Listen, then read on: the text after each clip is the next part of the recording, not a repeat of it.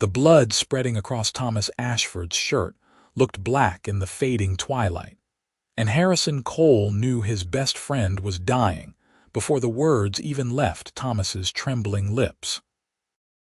They had ridden together for 8 years, through cattle drives and card games, through dusty trails from Texas to California. And now it was ending in a ravine outside Nevada City on a cool September evening in 1878, because some claim jumper decided a silver stake was worth killing over. Harrison pressed his kerchief hard against the gunshot wound, but the blood kept coming. Thomas's hand gripped his wrist with surprising strength for a man whose life was draining into the California dirt. His face had gone pale, sweat beading on his forehead despite the chill in the air. "Listen to me," Thomas gasped, his green eyes finding Harrison's face in the dimming light. "Theresa, my Theresa." "Don't talk like that," Harrison said, though his voice cracked. "We'll get you to town. Doc Henderson will fix you up." "No." Thomas coughed and blood flecked his lips. "You know better. Promise me, Harry. Promise me you'll take care of her. She'll have the ranch, but she'll need help. She'll need someone." Harrison felt his chest tighten. He had known Theresa Ashford for 5 years, ever since Thomas had met her in Sacramento and brought her back to Nevada City as his bride. She was 23 now, with dark hair that caught the sunlight like polished mahogany and eyes the color of summer honey. She had a laugh that made even the hardest men smile, and she loved Thomas with a fierce devotion that Harrison had always envied. "The claim jumper," Thomas continued, struggling for breath, "got away. Don't let him come back for Theresa. Don't let anyone take advantage. She's strong, but she'll need someone she can trust. Thomas, please promise me." Thomas's grip tightened painfully. "Take care of her. Swear it." The sun had nearly disappeared behind the western hills, painting the sky deep purple and orange. Harrison could hear his own horse shifting nervously a few feet away, could smell the metallic scent of blood and the sage that grew thick along the ravine. His throat felt like he had swallowed sand. "I swear it," he said quietly. "I'll take care of her, Thomas. I give you my word." Thomas's face relaxed slightly and something like peace settled over his features. "You're a good man, Harry. Best friend a man could have. Tell Theresa I loved her. Tell her I'm sorry I won't be there to see our baby." The words hit Harrison like a fist to the gut. "Baby." "She just told me this morning, 3 months along." Thomas smiled weakly. "Was going to be a father, make sure they're both safe, make sure they're cared for." Harrison's vision blurred with tears he refused to let fall. "I will. I swear on everything holy, Thomas, I'll protect them both." Thomas's breathing grew shallower. His hand in Harrison's grip went slack, and his eyes stared up at the first stars appearing in the darkening sky. Harrison sat there for a long moment, still pressing the blood-soaked kerchief to his friend's chest, unable to accept what his mind already knew. When he finally stood, his legs felt unsteady. He gently closed Thomas's eyes and said a silent prayer, though the words felt inadequate. Then he lifted his friend's body across his horse, tied it securely, and began the long ride into Nevada City, dreading every step that brought him closer to the conversation he would have to have with Theresa Ashford. The lights of Nevada City glowed warm in the valley below as Harrison guided both horses down the main road. It was nearly 8 o'clock, and the saloons were doing brisk business. Piano music drifted from the Golden Nugget, and voices rose in laughter and argument. Nevada City had grown considerably since the gold rush days of the 50s, though silver and timber had replaced gold as the primary draws. The town boasted 3 churches, 2 schools, a proper opera house, and enough decent folk to balance out the rougher elements. The Ashford Ranch sat 2 miles outside town, a modest spread with good grazing land, a sturdy house Thomas had built with his own hands, and a barn that housed 6 horses and 2 milk cows. Harrison had helped with the construction 4 years ago, had celebrated when Thomas and Theresa moved in, had shared Sunday dinners at their table more times than he could count. Now, he had to ride up to that house and destroy Theresa's world. The windows glowed with lamplight as he approached. He could see Theresa's silhouette moving past the kitchen window, probably preparing a late supper for when Thomas returned. Harrison's stomach churned. He dismounted slowly, his muscles aching from the hard ride and the emotional weight pressing down on his shoulders. The front door opened before he could knock. Theresa stood framed in the doorway, wearing a simple blue calico dress, her dark hair pinned up loosely, her face bright with welcome. Then she saw Harrison's expression, saw the second horse, saw the shape draped across its back, and all the color drained from her face. "No," she whispered. "No, please, God, no." Harrison caught her as her knees buckled. She was small against him, the top of her head barely reaching his chin, and he could feel her whole body trembling. For a moment she just clutched his shirt, her fingers digging into the fabric as if she could anchor herself against the truth. "What happened?" Her voice was barely audible.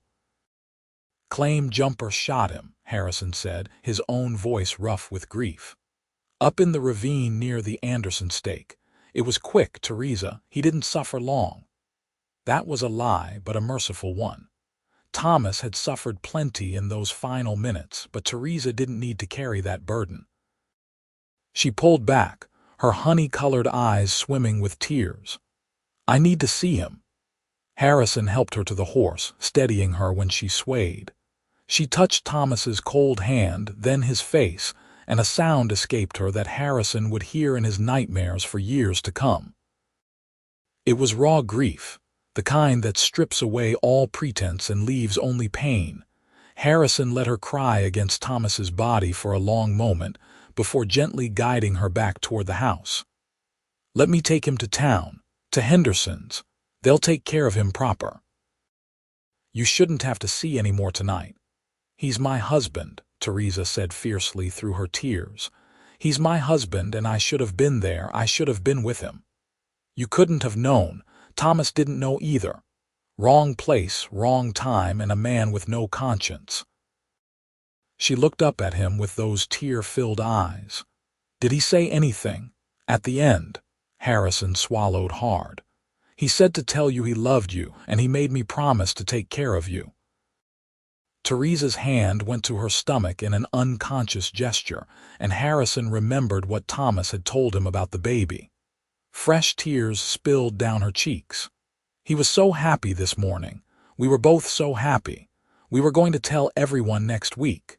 He told me," Harrison said quietly. "About the baby. He was proud, Theresa. Even dying, he was thinking about you both, wanting to make sure you'd be protected." She pressed her face into her hands and sobbed. Harrison stood there helplessly, wanting to comfort her but not knowing how. Finally, he said, "Let me get some of the women from town to come stay with you tonight. You shouldn't be alone." "I want to be alone," she said. "Please, Harrison, just take Thomas to town and let me be alone." He wanted to argue, but he could see the steel beneath her grief. Theresa Ashford had always been stronger than she looked, and she needed space to process what had happened. So he nodded, squeezed her shoulder gently, and led the horses back toward town. The next 3 days passed in a blur of arrangements and grief. Harrison handled the funeral details, dealing with the undertaker and the preacher while Theresa sat numb in her house, surrounded by concerned women from town who brought food and sympathy. The funeral was held on a bright October morning that felt obscenely cheerful. Half the town turned out to pay respects to Thomas Ashford, who had been well liked and respected. Harrison stood next to Theresa during the service, acutely aware of how small and fragile she seemed in her black mourning dress. She didn't cry during the ceremony, just stared at the coffin with dry eyes and a face carved from marble. It was only when they lowered Thomas into the ground that she finally broke, her composure shattering like glass. Harrison caught her elbow, steadying her, and she leaned into him without seeming to realize it. After the burial, people came back to the ranch for the wake. Women had prepared enough food to feed an army, and men stood in clusters talking in low voices about claim jumpers and justice. The sheriff, a grizzled man named Burton, pulled Harrison aside. "You get a look at the man who shot Thomas?" Burton asked. "It was getting dark and he was distant," Harrison said. "Medium height, dark coat, riding a gray horse. That's all I can say for certain." Burton nodded grimly. "Not much to go on. I've got some ideas about who it might be. There's been trouble up in the silver claims lately. Men getting desperate as the good strikes dry up. I'll keep asking around." Harrison appreciated the effort, but he didn't hold much hope for justice. In a town surrounded by mines and claims, strangers pass through daily. The killer could be 3 states away by now. As evening fell, the mourners finally dispersed, leaving Harrison to help clean up. Theresa moved through the house mechanically, wrapping leftover food, washing dishes, her movements precise but empty. Finally, she stopped in the middle of the kitchen and just stood there, staring at nothing. "You should rest," Harrison said gently. "I can't," she whispered. "Every time I close my eyes, I see him. Every time I try to sleep, I reach for him and he's not there." Harrison didn't know what to say to that, so he just stood there awkwardly, hat in his hands. Theresa looked at him then, really looked at him, for the first time since Thomas died. "He asked you to take care of me." "Yes. You don't have to do that, Harrison. You've done enough already handling all the arrangements. I can manage the ranch myself. I'm stronger than I look." "I know you are," Harrison said, "but I made a promise to my best friend and I intend to keep it." "Not because I think you're weak, Theresa. Because Thomas was like a brother to me and because it's the right thing to do." She studied his face for a long moment, then nodded slowly. "Thank you. I don't think I can do this alone right now, even if I want to believe I can." Harrison Cole was 28 years old, a tall man with broad shoulders and calloused hands from years of ranch work and cattle driving. He had dark hair that needed cutting, gray eyes that had seen too much hardship, and a face that women in town called handsome, though he had never paid much attention to such things. He had drifted west after the war, too young to have fought but old enough to have lost family to it. He had met Thomas in 1870 in a stockyard in Fort Worth, and they had been inseparable ever since. Now Thomas was gone, and Harrison was left to fulfill a promise that felt increasingly complicated. Over the next 2 weeks, Harrison threw himself into work on the Ashford ranch. There were fences that needed mending, horses that needed training, and 100 small tasks that Thomas would have handled. Harrison moved into the small bunkhouse near the barn, insisting that Theresa keep her privacy in the main house. He rose before dawn and worked until after dark, trying to exhaust himself enough to sleep without dreams. Theresa remained distant but polite. She cooked meals that they ate in near silence, thanked him for his help with quiet dignity, and spent long hours sitting on the porch staring at the mountains. Harrison could see her starting to show now, her belly rounding slightly beneath her dresses, and he wondered how she would manage when the baby came. One evening in late October, Harrison was repairing a saddle in the barn when Theresa appeared in the doorway. She had a shawl wrapped around her shoulders against the autumn chill and her face looked pinched. "Can we talk?" she asked. Harrison set down his tools. "Of course." "What's wrong?" "Everything's wrong," she said, her voice cracking slightly. "But specifically, I need to talk to you about the ranch, about money." They walked to the house and sat at the kitchen table. Theresa spread out a ledger book, her fingers trembling slightly as she turned pages. Thomas kept good records. We have about $400 in savings at the bank. The ranch is paid for, which is good, but we need to buy feed for the winter, and we'll need supplies. And there's the baby coming in May. Harrison studied the numbers. The horses bring in some income. Thomas had a good reputation for training. I can't train horses like Thomas could, Theresa said. I can ride and I can help with basic care, but I don't have his skill. And I can't do heavy work, not with the baby coming. I can train them, Harrison said. I worked with Thomas enough to know his methods. We can keep that income coming. Theresa looked at him with those honey-colored eyes, and he saw fear there beneath the grief. Harrison, I can't ask you to stay here indefinitely. You have your own life. You were planning to buy land up in Oregon Territory, start your own ranch. Thomas told me about your plans. Harrison had forgotten about those plans, pushed them aside in the wake of Thomas's death. He and his friend had talked about it over campfires and whiskey, dreaming of the future. Harrison would go north, Thomas would expand his California holdings, and they would visit each other when they could. Those dreams felt like they belonged to a different lifetime now. Plans change, Harrison said simply. I'm not leaving until I know you and the baby are secure. That could be years, Theresa protested. Then it's years. She stared at him, her eyes filling with tears. Why would you give up everything for us? We're not your responsibility. You were Thomas's world, Harrison said quietly. That makes you my responsibility. I don't break promises, Theresa, especially not ones made to a dying friend.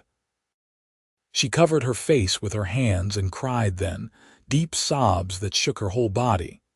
Harrison hesitated, then moved around the table and rested a hand on her shoulder, offering what comfort he could. After a while she calmed, wiping her eyes with her apron. I'm sorry, she said. I keep thinking I'm done crying and then it just hits me again. You don't need to apologize for grieving. She looked up at him, her face blotchy from tears but still beautiful in the lamplight. You loved him too. I keep forgetting that. You lost your best friend, and here I am falling apart while you hold everything together. We all grieve differently, Harrison said, though the truth was he hadn't let himself properly grieve yet. He was too busy trying to keep everything running, to fulfill his promise, to make sure Theresa was all right. As November arrived, bringing colder weather and shorter days, Harrison settled into a routine on the ranch. He worked with the horses in the morning, handled repairs and maintenance in the afternoon, and sometimes sat with Theresa in the evening, reading or talking quietly. She was slowly emerging from the worst of her grief, showing flashes of the warm, lively woman he remembered from before. She also insisted on helping more with the ranch work, despite Harrison's protests. She fed the chickens, gathered eggs, milked the cows, and helped him exercise the horses. He worried about her overdoing it, given her condition, but she was stubborn. I can't just sit in the house feeling sorry for myself, she said one morning when he suggested she rest. I need to stay busy. I need to feel useful. So they worked together, and slowly something shifted between them. The awkward formality faded, replaced by an easier companionship. They talked about the ranch, about the weather, about small-town gossip. Theresa told him stories about growing up in Sacramento, about her family's bakery and her 3 younger sisters. Harrison shared memories of Thomas that made her smile through her sadness. One December evening, a winter storm rolled in from the north, bringing heavy rain and wind. Harrison was securing the barn when he heard Theresa call out. He ran to the house and found her in the kitchen, her face pale with pain. Something's wrong, she gasped, clutching her stomach. The baby Harrison's blood went cold. I'll ride for Doc Henderson. No time, she said through gritted teeth. The pain's bad, Harrison. I'm scared." He helped her to bed, his mind racing. He knew nothing about pregnancy or childbirth, and fear clawed at his chest. Theresa was only 5 months along. If something happened to the baby, if something happened to her, he would have failed his promise to Thomas. "I'm going to get help," he said firmly. "Mrs. Patterson lives just a mile down the road. She's delivered babies before." "Don't leave me alone," Theresa pleaded, fear naked in her eyes. "I'll be back in 20 minutes. I promise. Just hold on." He rode through the storm like the devil was chasing him, pounding on the Pattersons' door until the elderly midwife appeared. He explained the situation in gasping breaths, and she grabbed her bag without hesitation. They rode back together, the rain soaking them both. Mrs. Patterson examined Theresa while Harrison paced in the kitchen, his stomach in knots. After what felt like hours but was probably only 20 minutes, the midwife emerged. "The baby's fine," she said, and Harrison nearly collapsed with relief. "She's been working too hard and her body's protesting. She needs complete bed rest for at least 2 weeks, and she needs to take it easier after that. No heavy lifting, no long hours on her feet. The baby's not in immediate danger, but she could lose it if she doesn't rest." Harrison nodded, his throat tight. "I'll make sure she rests. Whatever she needs." Mrs. Patterson gave him a knowing look. "You're a good man, Harrison Cole. Thomas knew what he was doing when he asked you to look after her." After Mrs. Patterson left, Harrison sat by Theresa's bedside. She looked small and fragile against the white pillows, her dark hair spread around her face. "I'm sorry," she whispered. "I should have listened when you said to rest more. Don't apologize. Just promise me you'll follow Mrs. Patterson's orders. I can't lose you too, Theresa. I can't break my promise to Thomas." She reached out and took his hand, her fingers small and warm in his. "I promise. Thank you for taking care of us." Harrison sat with her until she fell asleep, then quietly left the room. He stood on the porch in the rain, letting the cold water wash over him, and finally let himself cry for his dead friend, for Theresa's pain, for the weight of responsibility he carried. The next 2 weeks tested Harrison's resolve and creativity. Theresa chafed at being confined to bed, and he had to become cook, nurse, and ranch manager all at once. His cooking was terrible compared to hers, but she ate his burnt biscuits and oversalted stew without complaint. He brought her books from town, sat with her in the evenings reading aloud, and tried to keep her spirits up. During those quiet hours together, Harrison began to see Theresa in a new light. He had always known she was beautiful, but he had never let himself think about it out of respect for Thomas.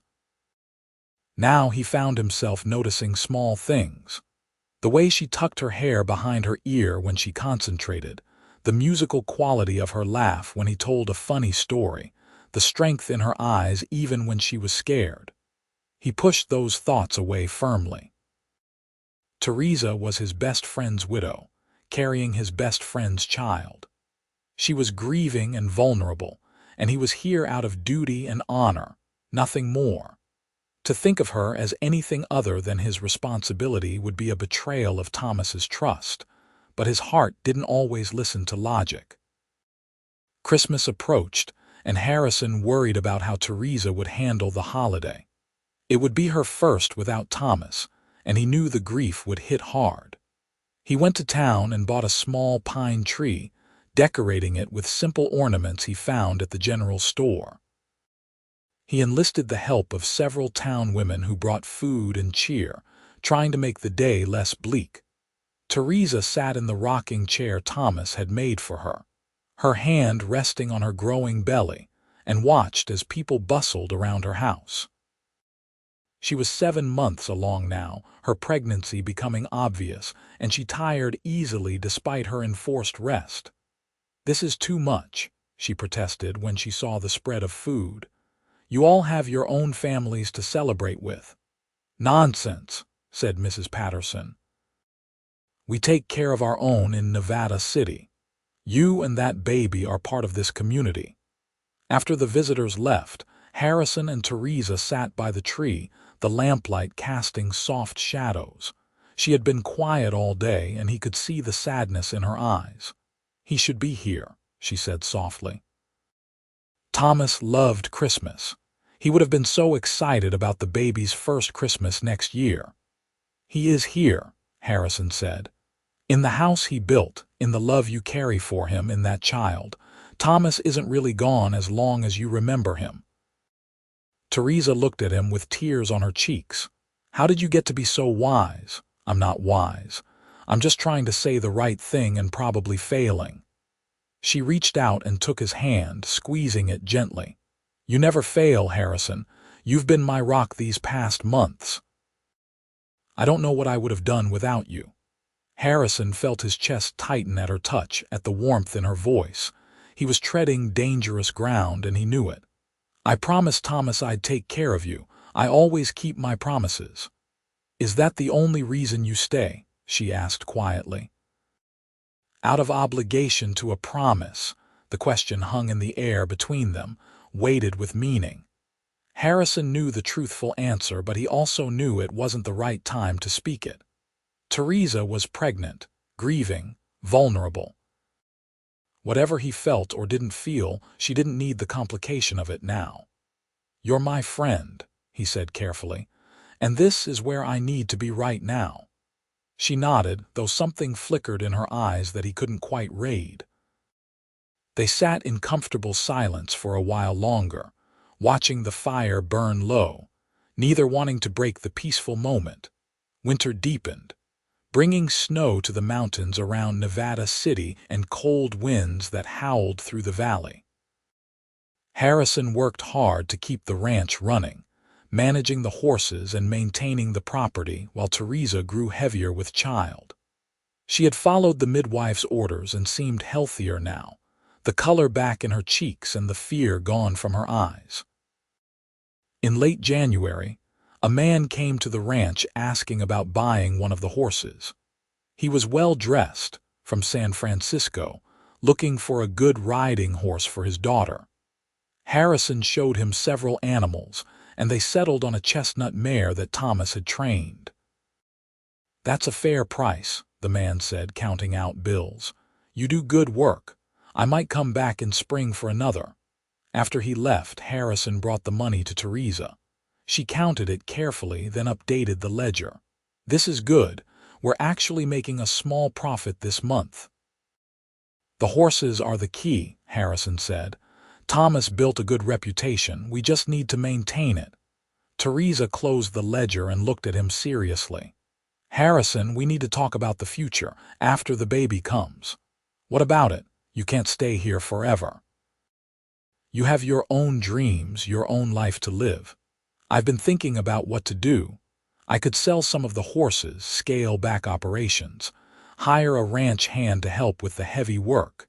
You've done more than enough. You've kept your promise to Thomas." Harrison felt something twist in his chest at her words. The thought of leaving Theresa and the baby felt wrong, but he couldn't quite articulate why.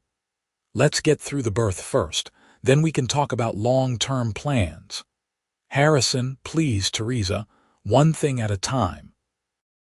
She nodded reluctantly, but he could see she wasn't satisfied with his answer. The truth was, Harrison didn't know what he wanted anymore. His Oregon dreams felt distant and unimportant. Everything that mattered was right here in this house, and that realization terrified him. In early March, the first signs of spring appeared, bringing warmer weather and longer days. Theresa was huge now, moving slowly and carefully, her hand always pressed to her lower back. Doc Henderson came out to check on her regularly and pronounced her and the baby healthy.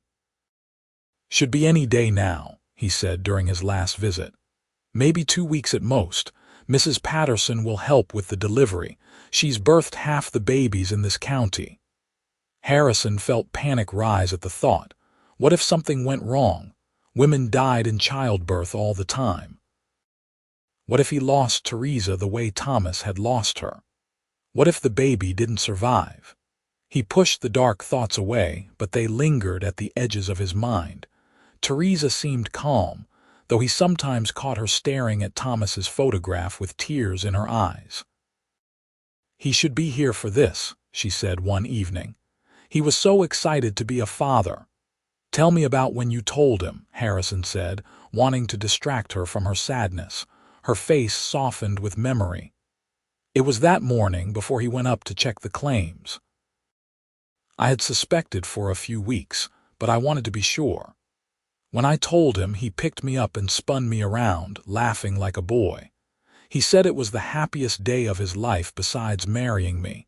Then he went to work, and he never came home."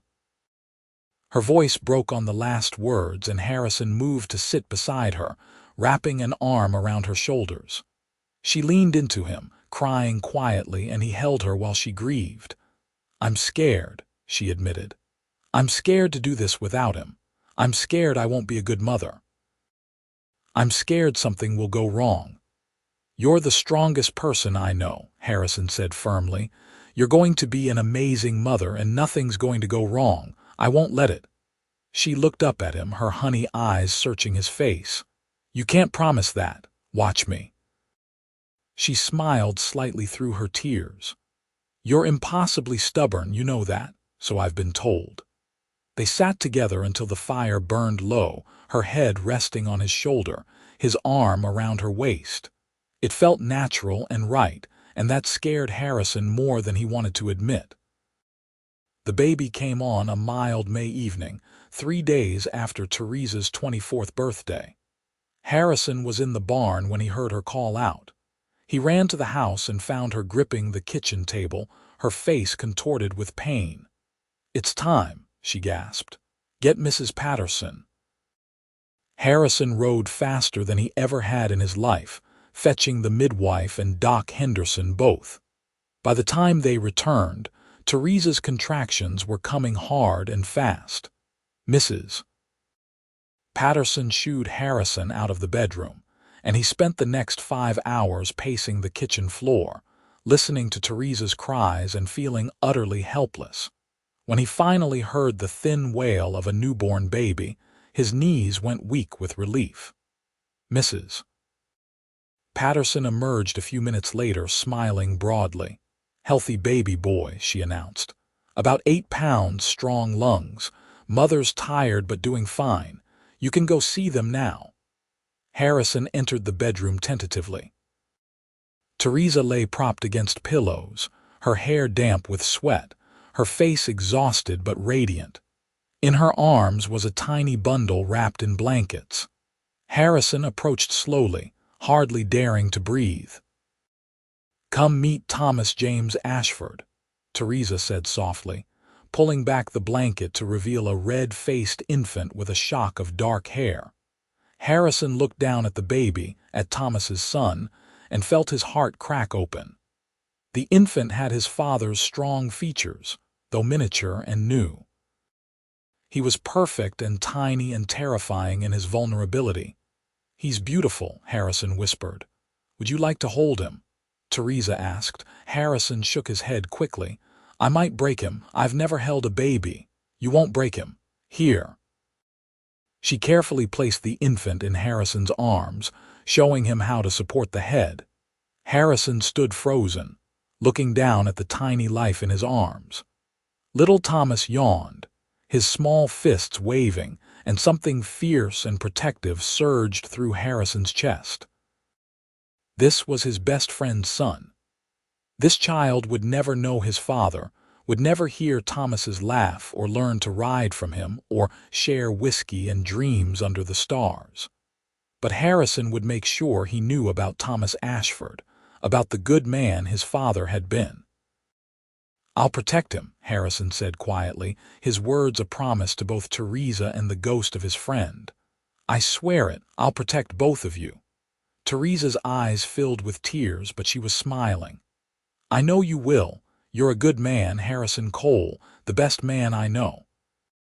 Harrison carefully returned the baby to her arms and excused himself, needing air and space to process the overwhelming emotions flooding through him. He stood on the porch in the gathering darkness, watching stars appear in the spring sky, and felt the weight of his promise settle even deeper into his bones. The next few weeks were exhausting and chaotic. Baby Thomas was a good infant overall, but he still needed feeding every few hours, and Theresa was recovering from the birth. Harrison found himself changing diapers, heating bottles when Theresa couldn't nurse, and walking the floor at 3 in the morning with a crying baby so Theresa could sleep. The women of Nevada City rallied around Theresa, bringing meals and gifts and advice. But it was Harrison who was there every day and every night, helping with everything from laundry to late-night feedings. They fell into a rhythm, working together like a well-matched team. One night in early June, Harrison was rocking baby Thomas while Theresa rested. The infant had finally fallen asleep after a fussy evening, and Harrison sat in the rocking chair Thomas had made, holding the child against his chest. Theresa appeared in the doorway, wrapped in her robe, watching them with an expression he couldn't quite read. "You're good with him," she said softly. "He's easy to love," Harrison replied. She came to sit on the floor beside the rocking chair, leaning her head against the armrest. "I've been thinking about what you said at Christmas, about how Thomas is still here in his son in the house he built. You're right. I see Thomas every time I look at our baby.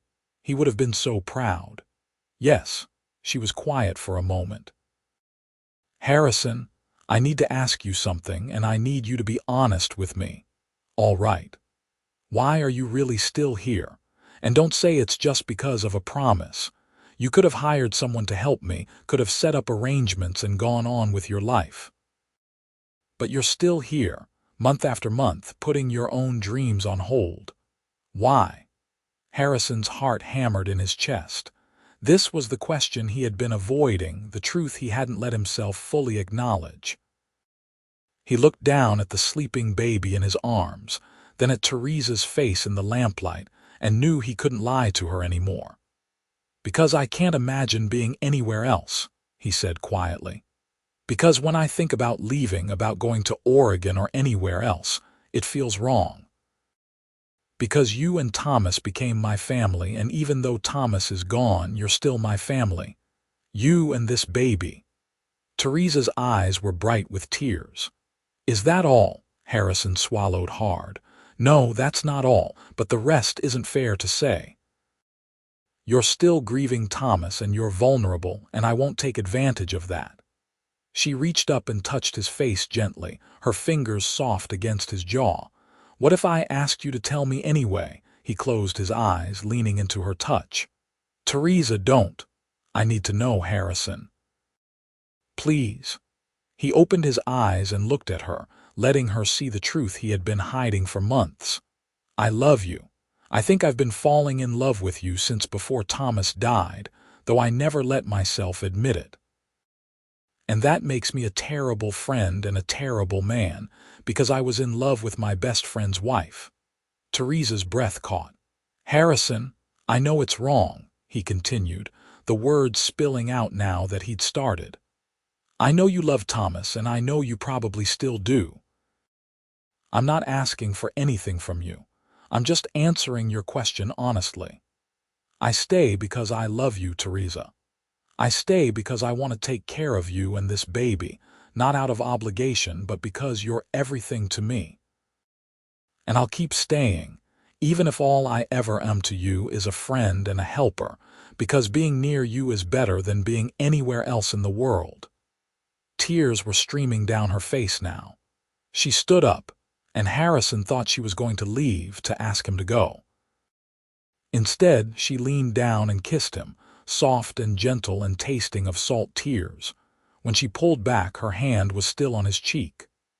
"I loved Thomas with everything I had," she whispered, "and I still miss him every day. But Harrison, I've been falling in love with you too. I fought it because I felt guilty, because I thought I was betraying Thomas's memory. But watching you with my son, seeing how you've cared for us, how you've sacrificed everything to keep a promise to a dying man. How could I not love you?" Harrison felt like he couldn't breathe. "You don't have to say that. You don't owe me anything. I'm not saying it out of obligation. I'm saying it because it's true. I love you, Harrison Cole, and I think Thomas would understand. I think he knew when he asked you to take care of me that you might be the man who could make me happy again." Harrison stood carefully, still holding the sleeping baby, and kissed her again, deeper this time. When they broke apart, both of them were crying. "What do we do now?" he asked. "We take it slow," Theresa said. "We respect Thomas's memory and what we had, but we also allow ourselves to be happy. We allow ourselves to love each other without guilt." Over the next month, their relationship deepened and changed. They were careful, respectful of appearances and of Thomas's memory. Harrison still slept in the bunkhouse, but they spent their days together, working the ranch and caring for baby Thomas. They talked for hours about everything and nothing, learning each other in new ways. The people of Nevada City began to notice, of course. Small towns always did. Harrison heard the whispers, saw the speculative looks. Some were approving, saying it was good that Theresa had someone to help her. Others were critical, thinking it was too soon, that it was disrespectful to Thomas's memory. Mrs. Patterson confronted Harrison one day in town. "People are talking," she said bluntly. "Let them talk. I'm not criticizing, young man. I'm telling you because you need to know. If you're going to court Theresa properly, you should do it right. Make your intentions clear and honorable." Harrison looked at the old midwife, seeing wisdom and kindness in her eyes. "What would you suggest?" "Marry her," Mrs. Patterson said simply. "You love her, she loves you, and that baby needs a father. Thomas was my friend, and I know he'd want his wife and son taken care of. He asked you to do that. Well, the best way to take care of them is to make them your family legally and properly. It's only been 9 months since Thomas died. And you've been there every single day since, helping and protecting and loving them. There's no prescribed timeline for grief or love, Harrison. If you wait for society's approval, you'll be waiting forever. Do what's right in your heart and before God, and let the gossips say what they will." That evening, Harrison sat Theresa down in the kitchen after baby Thomas was asleep. He had been thinking about Mrs. Patterson's words all day, turning them over in his mind. "I want to talk to you about something," he said. Theresa set down her sewing. "That sounds serious." "It is." Harrison took a deep breath. "I love you, Theresa. I love you, and I love that baby like he's my own son. I want to spend the rest of my life taking care of both of you, not just out of a promise to Thomas, but because you're my world. I want to wake up beside you every morning and fall asleep next to you every night. I want to teach Thomas to ride and to be a good man. I want to build a life with you." Theresa's eyes were wide, her hands still on her sewing. "Harrison, I know it's soon," he continued. "I know people will talk. But I also know that life is short and unpredictable. Thomas and I both learned that the hard way. I don't want to waste time pretending or hiding or waiting for the perfect moment. Theresa, will you marry me? Will you let me be your husband and a father to your son?" She was crying again, but smiling through her tears. "Yes, yes, Harrison, I'll marry you." He pulled her into his arms, holding her tight, feeling like his heart might burst from his chest. "I'll spend the rest of my life making sure you never regret this. I'll honor Thomas's memory, and I'll love you both with everything I have." "I know you will," she said against his chest. "I trust you completely." They were married 3 weeks later in a simple ceremony at the church in Nevada City. Theresa wore a simple lavender dress rather than white, a respectful nod to her mourning period. Baby Thomas was there, held by Mrs. Patterson, cooing happily. About 30 people attended, including Sheriff Burton and many of the friends who had supported Theresa after Thomas's death.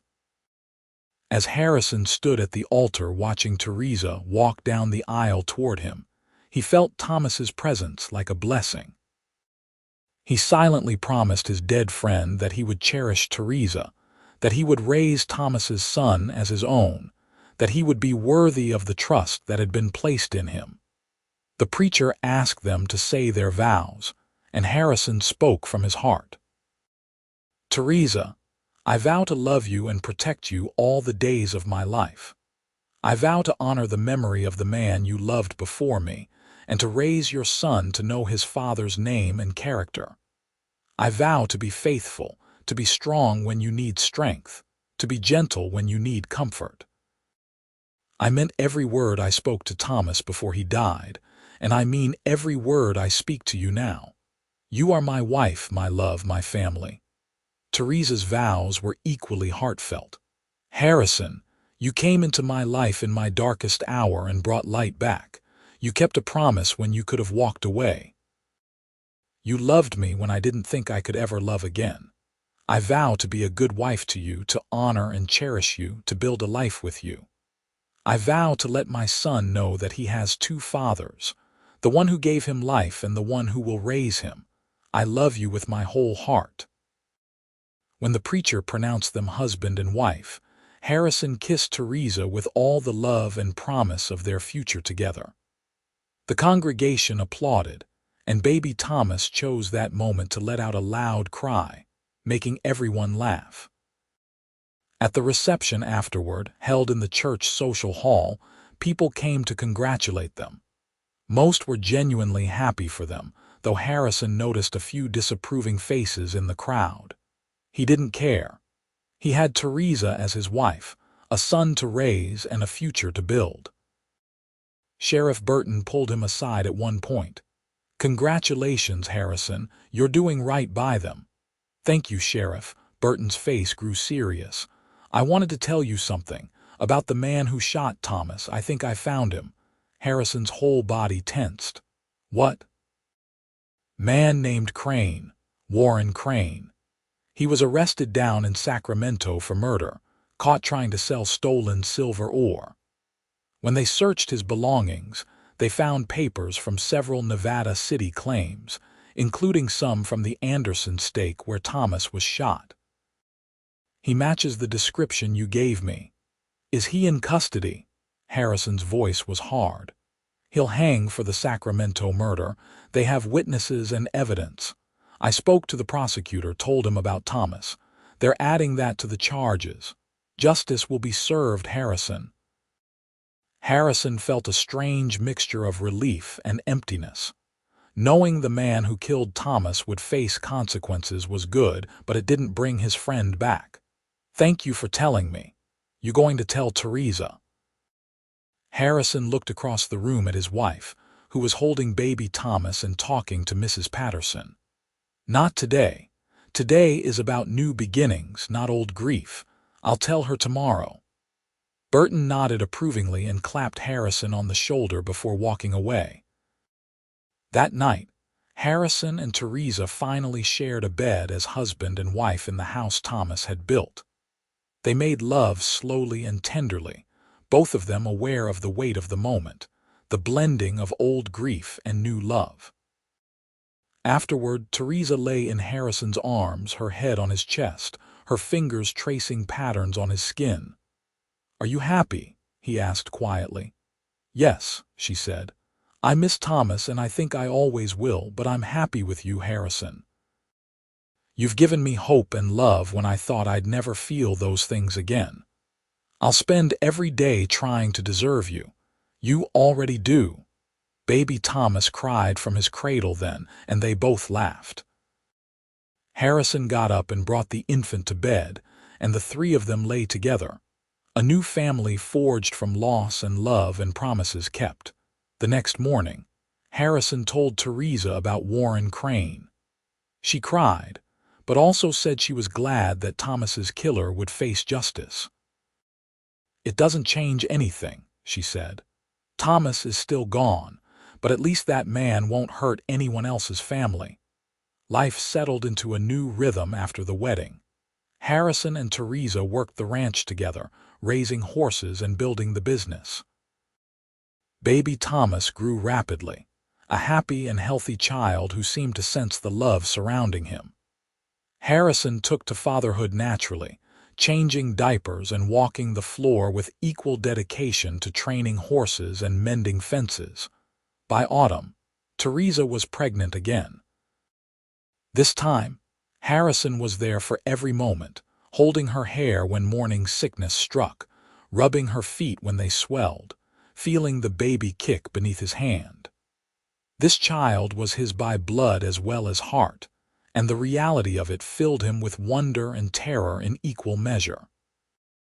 "What if something goes wrong?" he asked Mrs. Patterson when she came to check on Theresa. The midwife smiled kindly. "What if everything goes right? You can't live your life in fear, Harrison. Trust in the Lord and trust in your wife's strength. She's already done this once successfully." The baby came in early May 1880, almost exactly a year after Thomas Jr.'s birth. This time Harrison was allowed in the room, holding Theresa's hand and supporting her through the labor. When their daughter finally arrived, red-faced and squalling, Harrison felt his heart expand in ways he hadn't known were possible. "A girl," Theresa said, exhausted but radiant. "We have a daughter, Harrison. They named her Hannah Marie Cole, and she was perfect." Thomas Jr., now a year old and walking, was fascinated by his baby sister, gently patting her head under careful supervision. Life was good. The ranch prospered, their reputation for quality horses spreading throughout Northern California. Harrison and Theresa worked side by side, partners in every sense of the word. They added onto the house, building more bedrooms for their growing family and a bigger barn for the expanding horse operation. Thomas Jr. grew into a bright, energetic boy with his father's green eyes and his mother's warm smile. Harrison taught him to ride almost as soon as he could walk, patient and encouraging. He also told the boy stories about his birth father, making sure Thomas Ashford's memory stayed alive. "Your daddy was the bravest man I ever knew," Harrison would say, holding young Thomas on his lap. "He was my best friend, and he loved your mama more than anything in the world. He would have loved you so much." "But you're my daddy now," Thomas Jr. would say, wrapping his small arms around Harrison's neck. "That's right, and I love you just as much as he would have." Hannah grew into a spirited little girl with Harrison's gray eyes and a stubborn streak a mile wide. By the time she was 2, Theresa was pregnant again, and Harrison teased her about trying to populate the whole valley with their children. "I like being a mother," Theresa said, one hand on her swelling belly. "And you're a wonderful father. Why not have a big family?" Their second son arrived in the spring of 1882, a calm baby they named Henry James Cole. Thomas Jr. was 4 now, Hannah was 2, and the house was full of noise and laughter and love. One evening, after all the children were asleep, Harrison and Theresa sat on the porch watching the sunset paint the mountains gold and purple. They had been married 3 years now, and Harrison sometimes had to remind himself that this was his life, that he got to come home to this woman and these children every day. "What are you thinking about?" Theresa asked, leaning against his shoulder. "About how lucky I am. About how I almost lost all this before I ever had it. Because of Thomas. Because I was too honorable for my own good," Harrison said with a slight smile. "If you hadn't pushed me to admit my feelings, I might have spent years pining in silence." Theresa laughed. "You were never very good at hiding your emotions. I could see how you felt in the way you looked at me, the way you took care of us. I just needed to hear you say it." "I love you," Harrison said, kissing her temple.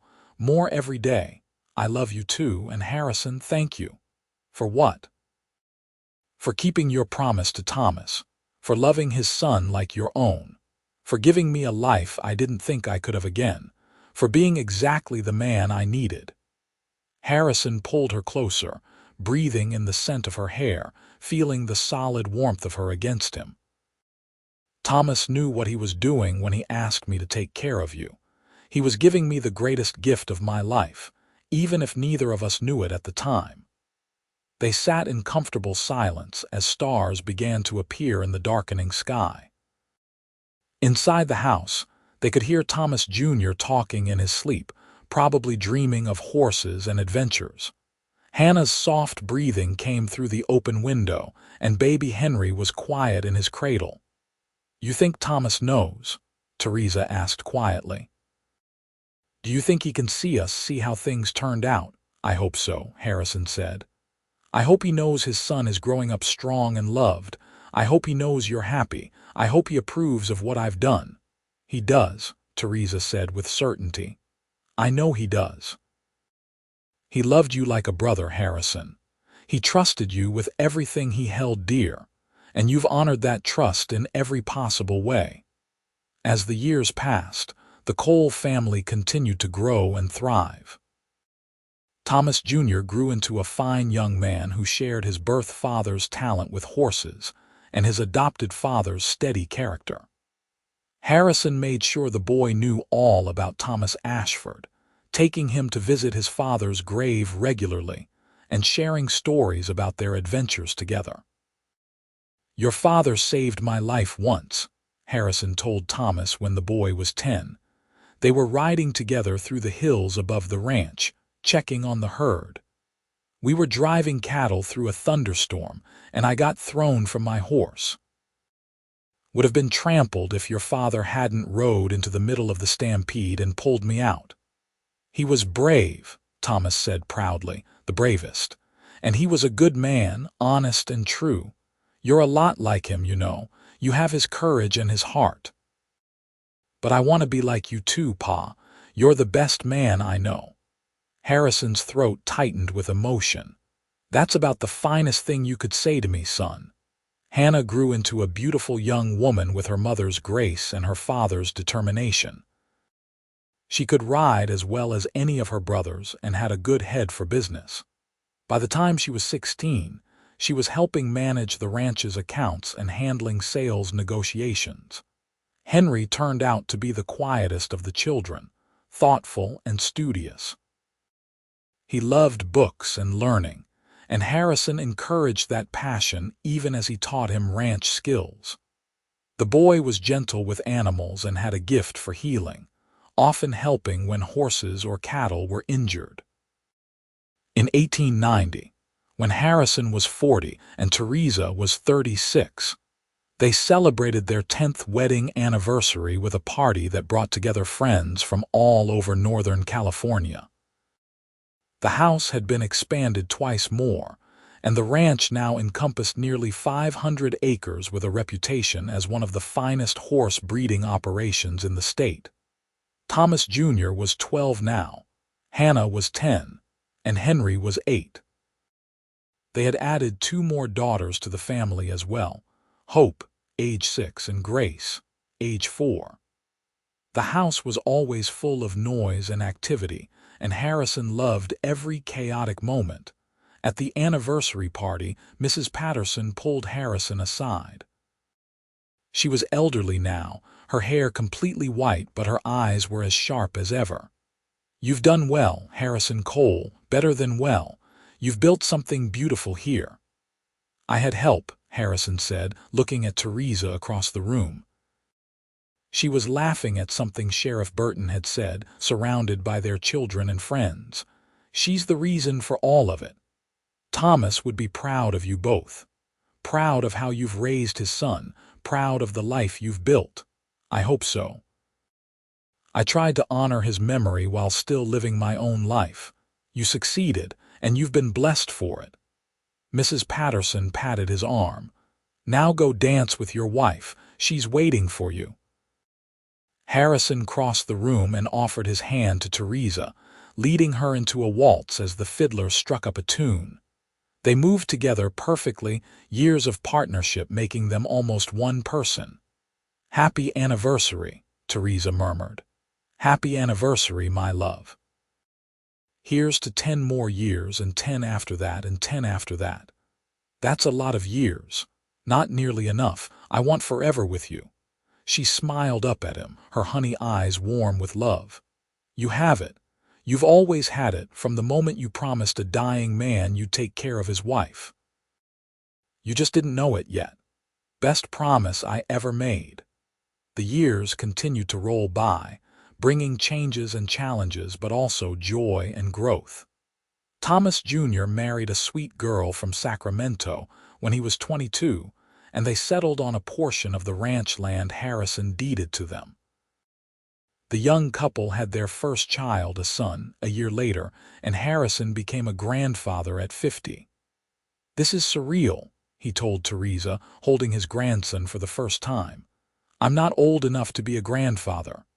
"You're absolutely old enough," she said with a laugh. "Look at all that gray in your hair. That's distinguished silver, not gray. If you say so, old man." But Harrison didn't feel old. He felt blessed beyond measure. His children were thriving, his ranch was successful, and he had the love of a woman who made every day brighter just by being in it. Hannah married a banker's son from Nevada City when she was 20, a smart young man who appreciated her business acumen and independent spirit. They moved to San Francisco, where Hannah helped her husband start an investment firm that proved highly successful. She visited regularly, bringing her own children to run wild on the ranch where she'd grown up. Henry surprised everyone by announcing he wanted to become a doctor. Harrison supported the decision completely, helping pay for medical school in San Francisco. The young man now had found his calling, and Harrison was proud beyond words. Hope and Grace, the youngest daughters, were still at home in their late teens, both showing interest in teaching. They helped Theresa run the household and worked with the horses, bright and capable young women who reminded Harrison every day of how blessed he was. In 1898, Harrison turned 58, and he and Theresa had been married 20 years. They sat together on the porch one autumn evening, the same spot where they'd shared so many conversations over the years. Their children were grown or nearly so, and the house felt strangely quiet with just the two of them and the youngest girls. "You ever think about that day?" Theresa asked. "The day Thomas died," Harrison was quiet for a moment. "Sometimes, less than I used to. Why?" "Because I was thinking about what he asked you to do, to take care of me. And I realized that you've done so much more than that. You didn't just take care of me, Harrison, you loved me. You built a life with me. You raised his son and gave me more children. You turned a tragedy into something beautiful." "We did that together," Harrison corrected gently. "Yes, but you could have just fulfilled the letter of your promise. You could have hired help and left after a few months. Instead, you stayed. You loved us. You meant every vow you made, both to Thomas and to me." Harrison took her hand, looking at the ring he'd placed there 20 years ago. "I've never regretted a single moment, not one. Marrying you was the best decision of my life. Even though it started with such sadness, the sadness brought us together, but the love we built is ours. Thomas gave us to each other in a way. His last act was to ensure you'd be cared for, and in doing so, he gave me a purpose and a family I wouldn't have had otherwise. I'll always be grateful to him for that." Theresa leaned her head on his shoulder, and they watched the sun set over the mountains, painting the sky in brilliant oranges and reds. 20 years of marriage, 5 children together, and one son they'd raised who belonged to another man but loved them both. It was a good life, a blessed life. "I love you, Harrison Cole," Theresa said quietly. "I love you too, Theresa. Always have, always will." As the years advanced into the new century, Harrison and Theresa aged together gracefully. Their children gave them many grandchildren, and the ranch property had been divided among the family, creating a small dynasty of Coles and Ashfords working the land together. Thomas Jr. had 4 children, all of whom grew up hearing stories about their grandfather Thomas Ashford and their great-uncle Harrison, who had become their actual grandfather. The family history was complicated but beautiful, a testament to love and loyalty and promises kept. Harrison was 70 years old and Theresa 66 when Thomas Jr. approached them with a request. "Pa, Mama, I want to do something for Thomas Ashford, my father, something to honor his memory properly." "What did you have in mind, son?" Harrison asked. "A marker, a proper memorial on the ranch, something that tells his story and makes sure future generations know about him." "Is that all right?" Harrison felt emotion swell in his chest. "That's more than all right. It's perfect." They erected a beautiful stone marker near the house, inscribed with Thomas Ashford's name, his dates of birth and death, and a simple message. "Beloved husband and father, his courage and sacrifice brought a family together, never forgotten." The whole family gathered for the dedication in the spring of 1910. Harrison stood with Theresa's hand in his, surrounded by children and grandchildren, and spoke about his best friend. "Thomas Ashford was the finest man I ever knew," Harrison said, his voice strong despite his age. "He was brave and honest and kind. He loved his wife with his whole heart, and though he never got to meet his son, his love lives on in this family. He asked me to take care of Theresa with his dying breath, and that promise led to the greatest blessing of my life. Every good thing I have came from honoring that promise. Thomas, wherever you are, I hope you know that I kept my word. I took care of her. I loved her, and I meant every vow I made both to you and to her." There wasn't a dry eye among the gathered family. Theresa was crying openly, and Thomas Jr. stood with his arm around his mother, tears streaming down his own face. That night, Harrison and Theresa lay in bed together, their bodies fitting together perfectly after so many years of practice. Harrison traced the lines of her face, memorizing features he knew better than his own. "We've had a good life, haven't we?" Theresa asked. "The best life. No regrets, no what-ifs, just love and family and years of happiness. You think we have many years left together?" "I plan on at least 20 more," Harrison said firmly. "I'm not ready to let you go yet. 20 more years sounds perfect. They didn't get quite 20 more years, but they got close."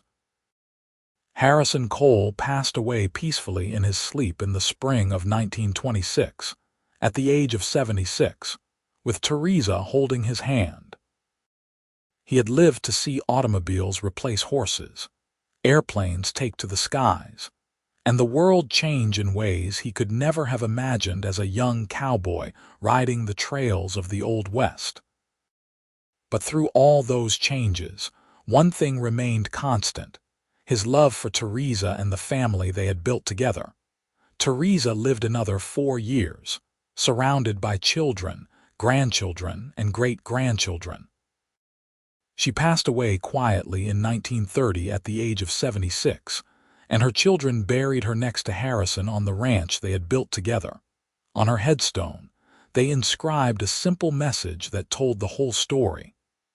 "Beloved wife of Harrison Cole and widow of Thomas Ashford." She was loved beyond measure and loved in return. A life of grace, courage, and devotion. Between Theresa's grave and Harrison stood the memorial to Thomas Ashford, forming a triangle of love and loyalty that had shaped 3 lives and created a legacy that would endure for generations. Thomas Jr., who lived to the age of 72, often brought his own grandchildren to visit the 3 graves. He would tell them the story of how his birth father had died protecting a claim, how his mother had been left pregnant and alone, and how his adopted father had promised to take care of them. "Harrison Cole was the finest man I ever knew," Thomas would say, echoing the words Harrison had once said about Thomas Ashford. "He didn't have to love me, but he did. He didn't have to marry my mother, but he did. He kept a promise to a dying man and turned it into a lifetime of love. That's the kind of man you should all aspire to be. The ranch continued to thrive through the generations, always staying in the family, a testament to the foundation Harrison and Theresa had built together. The old house was eventually renovated and modernized, but the bones remained the same, the house Thomas Ashford had built for his bride, where Harrison Cole had courted her, where they had raised their children and built their life. The story of the cowboy who married his best friend's widow and meant every vow became part of family legend, told and retold at gatherings and celebrations. It was a story about honor and duty, but more importantly, it was a story about love, the kind of love that transcends obligation, that grows in the soil of tragedy and blooms into something beautiful and lasting. In the end, Thomas Ashford's last words had been prophetic. He had asked Harrison to take care of Theresa, and Harrison had done exactly that. But he had also given her love, partnership, laughter, and a family that would span generations. He had meant every vow he made, both the promise to a dying friend and the promises he made at the altar. And in keeping those vows, Harrison Cole had found everything he had ever wanted: a home, a family, a purpose, and a love that lasted beyond death into eternity. The sun set over the Nevada City ranch, painting the graves of three people who had loved each other in different ways but whose stories were forever intertwined. Somewhere beyond the mountains, beyond the sky, perhaps Thomas Ashford and Harrison Cole sat together like they had in the old days, sharing whiskey and stories, with Theresa's laughter echoing between them. A promise made in grief had become a legacy of love, and that legacy would endure as long as there were people who remembered that some vows are meant to be kept. Some promises are worth everything, and some love stories begin in the most unexpected ways. The Wild West was gone, disappeared into history and legend, but the values it had forged, loyalty, courage, honor, love, lived on in the family Harrison and Theresa Cole had created together. Their story was finished, complete, a closed circle of devotion and duty transformed into joy. And if stories have souls, if they live on beyond the telling, then somewhere in the wind that whispered through the California mountains, in the horses that still ran on Cole Ranch land, in the laughter of great-great-grandchildren who bore the names Ashford and Cole, the love story of Harrison and Theresa continued, eternal and unbreakable, a testament to the power of a promise kept and a vow truly meant.